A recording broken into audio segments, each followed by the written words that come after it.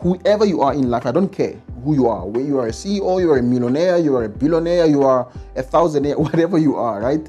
There's always two pictures in front of you, always. Picture number one is the picture of where you want to be. Picture number two is a picture of where you are currently. And then your job is to make these pictures as identical as possible.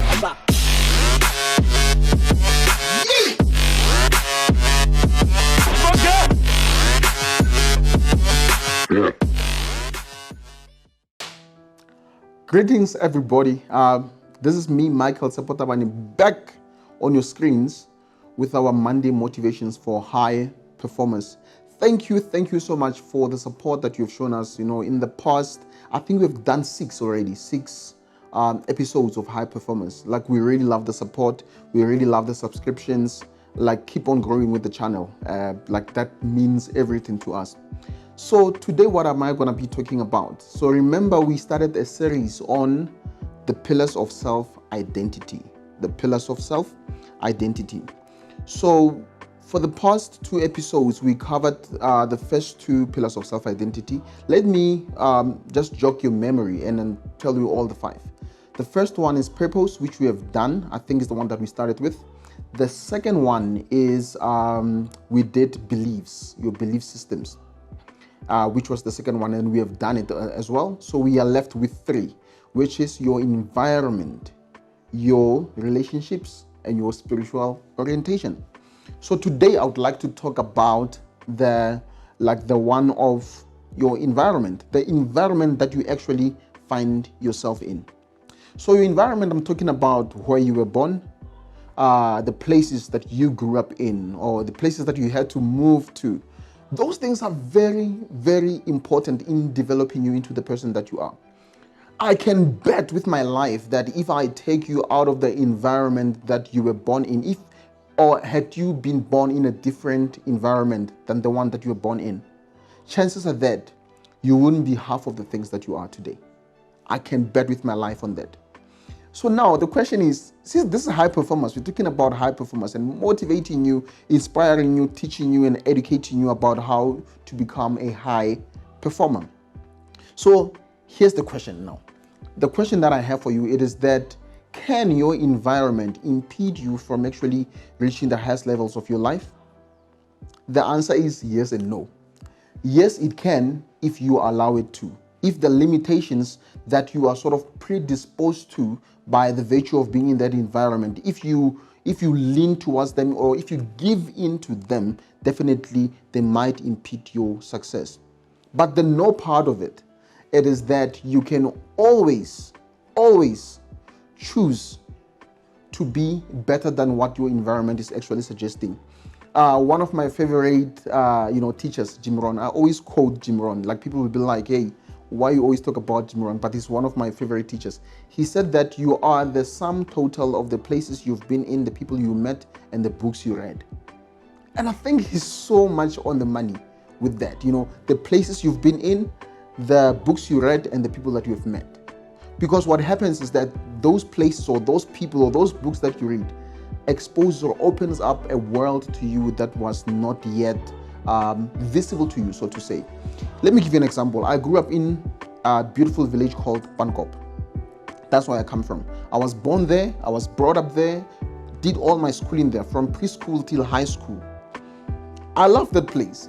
That's the place, that's where I was born. It built me into the man that I am today. With all humility, I believe that place made me into the man that I am today. That place had everything but one thing.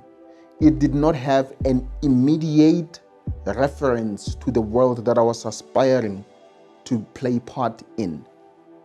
I could not find immediate reference of my possibilities.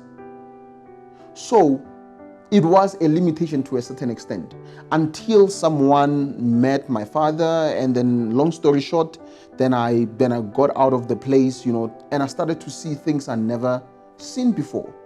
As a result, then my mind was never at rest after that. It was like, okay, there's a whole world out there that I need to actually explore and be part of. But my immediate place did not have such things or those things.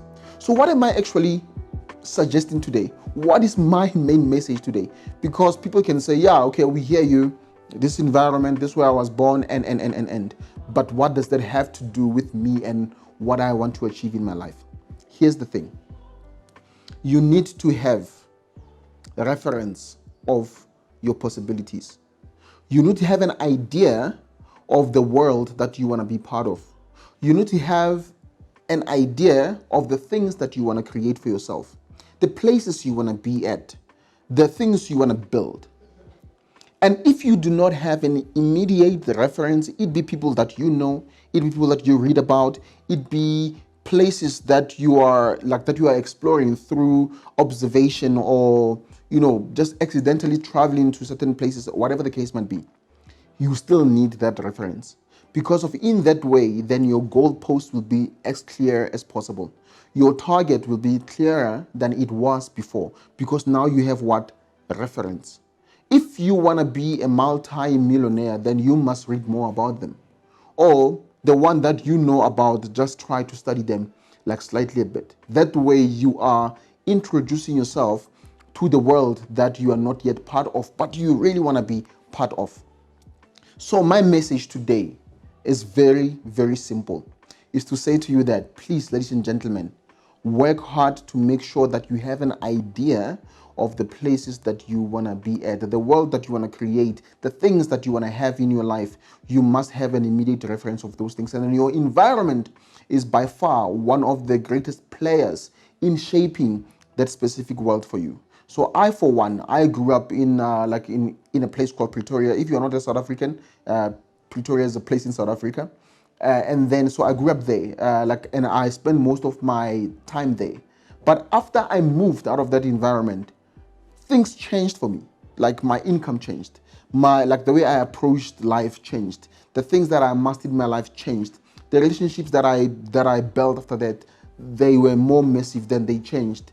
The reach that I had for people that I wanted to serve changed. Like everything just exploded because I changed my environment. Am I saying that get out of the place that you are in? I'm not saying that. But what I'm saying is that you need to bring the world that you want to be part of closer to you as much as possible.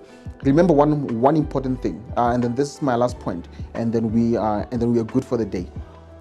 Whoever you are in life, I don't care who you are, whether you are a CEO, you are a millionaire, you are a billionaire, you are a thousandaire, whatever you are, right? There's always two pictures in front of you, always. Picture number one is the picture of where you want to be. Picture number two is a picture of where you are currently. And then your job is to make these pictures as identical as possible. In a picture of where you want to be, you must immerse yourself in environments that are actually putting you on a frequency that makes you to naturally gravitate towards the things that you want in your life. Thank you so much for actually paying attention to this episode. Don't forget to follow us on our social media platforms of High Performers. This is me, Michael Sepotabani, signing out from High Performers. Cheers.